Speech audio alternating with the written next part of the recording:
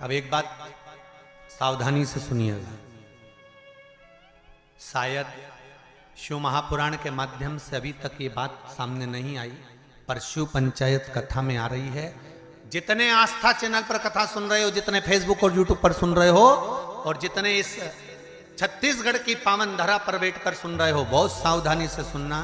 एक प्रश्न हमारे भीतर खड़ा होता है, जब हम सूर्य नारायण भगवान को अर्घ देते हैं, जल चढ़ाते हैं, तो वो जल पृथ्वी पर जब गिरता है तो उसके छींटे हमारे शरीर पर लगते हैं। क्या वो ठीक है? क्या वो श्रेष्ठ है? तो शिव महापुराण की कथा कहती है, जब हम सूर्य को अर्घ देते हैं, सूर्य को जल चढ़ाते हैं, वो पानी जब पृथ्वी पर गिरता है, उसके छींटे हमारे शरीर पर लगते हैं, तो वो श्रेष्ठता का भाव निर्मित करते हैं, वो गलत नहीं हो सकता। कारण अब वो भी समझ लीजिए।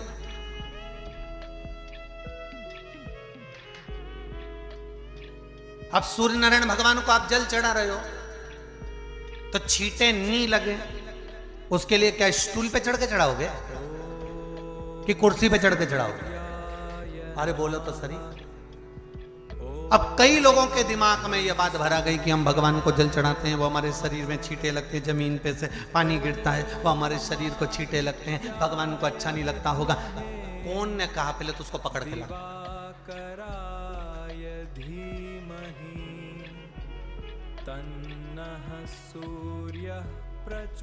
क्योंकि मेरे राम जी महाराज, मेरे भगवान कृष्ण,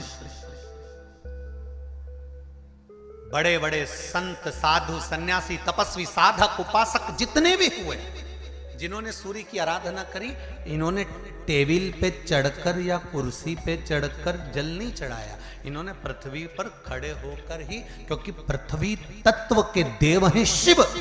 जब हम मृत्यु लोक पर खड़े होकर, पृथ्वी पर खड़े होकर भगवान शंकर का भाग पृथ्वी तत्व को धारण कर कर जल को हाथ में लेकर जब समर्पित करते हैं, और जो जल नीचे गिरता है वो शरीर पर अगर लगता है तो हमको उसका आशीर्वाद ही प्राप्त होता है, दोष नहीं लगता। पर लोगों ने इसको विपरीत कर दिया। कि कौन ने विपरीत करा? कई लोगों ने इसको विपरीत कर दिया। कौन ने विपरीत करा? तो जो दूसरे धर्म के लोग होते हैं, जिनको हिंदू धर्म से नफरत होती है और जो हिंदू धर्म की पूजन, सेवा, अर्चना को समाप्त करना चाहते हैं, वो धीरे धीरे धीरे धीरे कहने लगे कि सूर्य को जल चढ़ाओगे तो शरीर में लगेगा, शरीर में लगेगा तो दोष लगेगा। इसको कह कहकर घर घर में सूर्य को जल चढ़ाना लोगों ने बंद कर दिया कि आप जल चढ़ाएंगे तो दोष लगेगा, शरीर पे छींटा लगेगा, शरीर को ऐसा लगेगा। ये दोष नहीं है। कितनी सुंदर बात है महाराज। सूर्य नारायण भगवान को जब जल चढ़ाया जाता है, हाथ सिर से 8 इंच की दूरी पर होना चाहिए।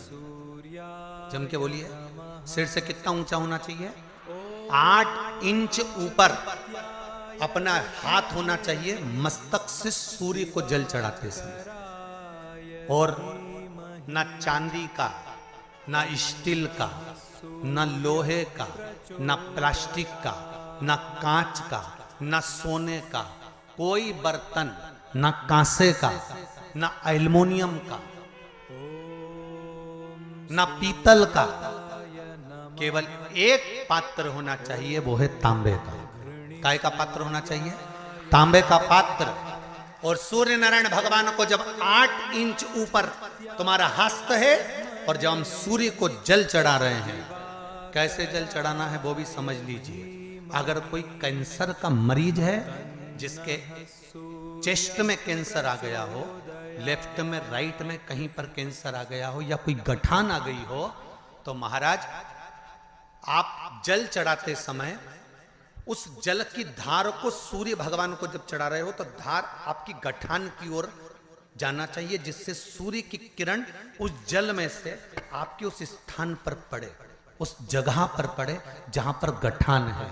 महाराज आप लगातार जल तो चढ़ाना चालू करो, अच्छे अच्छे डॉक्टर फेल हो जाएंगे और कह देंगे गठान ठीक हो गई। आपका लीवर और किडनी गड़बड़ कर रहा है, आप प्रतिदिन, आपका स्वास्थ्य गड़बड़ रहता है, आप प्रतिदिन ये ज्योतिष शास्त्र के अंतर्गत, रत्न शास्त्र के अंतर्गत ये रत्न शास्त्र, ज्योतिष शास्त्र, रंग शास्त्र जो हमारे यहाँ है, रंगों के हिसाब से ये जितने रत्न होते हैं, माणिक हुआ, मोती हुआ, नीलम हुआ, मूंगा हुआ, पुखराज हुआ, ये क्यों कहते हैं ये पीला है, ये सफेद है, ये नीला है, ये लाल है, इसको शरीर में क्यों पहनाते हैं? उसका कारण होता है कि जब शरीर में पहनते हैं, सूर्य की किरण उसमें पड़ती है, हमारे शरीर पर वो कलर का इफेक्ट पड़ता है, उस कलर को शरीर पर लगता है, और शरीर पर लगता है तो हमारा शरीर धीरे धीरे, हमारी जो इंद्रियां हैं वो सही होने लगती हैं, काम सही होने लगता है। तो आप कहते हो ना सब, मैं कौन सा नक पहनूं, मैं कौन सा मोती पहनूं, मैं कौन सा पुखराज पहनूं, मैं कौन सा नीलम पहनूं, वो ज्योतिष शास्त्र के अंतर्गत, रत्न शास्त्र के अंतर्गत जितने रत्न हम पहनते हैं, ये केवल उस किरण के लिए ही तो पहनते हैं कि जो सूर्य की किरण मिले, उस किरण का प्रभाव हमारे शरीर पर पड़े। तो इन सबसे अच्छा है कि सुबह शंकर भगवान का नाम लो, तांबा का लोटा में जल भरो, 8 इंच ऊपर सिर से हाथ होना चाहिए, और सूर्य नारायण भगवान का दर्शन साधारण नहीं, जो जल तुम चढ़ा रहे हो, वो जल की जो धार आ रही है उसमें सूर्य का दर्शन होना चाहिए, तो कैंसर की बीमारी कभी नहीं हो सकती। लीवर, किडनी, हार्ट, आपके हार्ट में अगर तकलीफ है, डॉक्टर ने कह दिया कि इसमें नस चोक है, आपको कहीं ना कहीं छल्ला डलेगा, आपको कह दिया इसमें कुछ ना कुछ प्रॉब्लम आ रही है, आप सूर्य को अर्घ देना चालू कर दो, सूर्य को जल चढ़ाना चालू कर दीजिए। आप सूर्य को जल चढ़ाओ, वो जल की जो तरंग आ रही है, वो जल जो निकल कर जा रहा है, उसकी जो किरण आपके हृदय पर, आपकी छाती पर पड़ रही है, नाड़ियों में पड़ रही है, नसों में पड़ रही है, उसका बल देखो तो शरीर 1 महीना लगातार चढ़ाओ, तो 15 दिन 20 दिन कर तो देखो।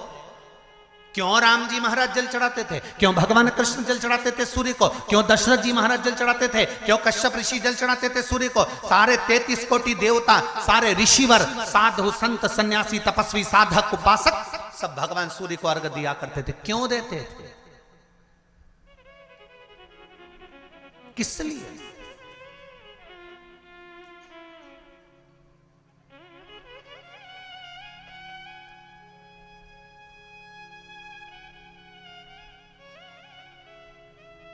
सूर्य नारायण भगवान को जल चढ़ाते समय आपके पंजों की एड़ी ऊंची नहीं होना चाहिए, ध्यान दीजिएगा मेरा। आपका पंजा पांव का पूरा की पूरा जमा होना चाहिए भूमि पर। हाथ कितने इंच ऊपर? 8 इंच ऊपर होना चाहिए। जल जो गिरे, सूर्य की किरण, सूर्य का दर्शन उस जल की रोशनी में करना चाहिए। क्या होगा उससे? जिस बच्चे को आंख में चश्मा लगा हो, मोटे से मोटा चश्मा लगा हो, छूट नहीं रहा हो, तो थोड़े दिन उसको सूर्य का अर्घ चढ़वाना चालू कर दो और जल में से सूर्य का दर्शन कराना चालू कर दो। सूर्य का दर्शन जल में से 2 महीना 2.5 महीना बहुत है, आंख की रोशनी बढ़ जाएगी, चश्मा हट जाएगा। आप कर देखिए।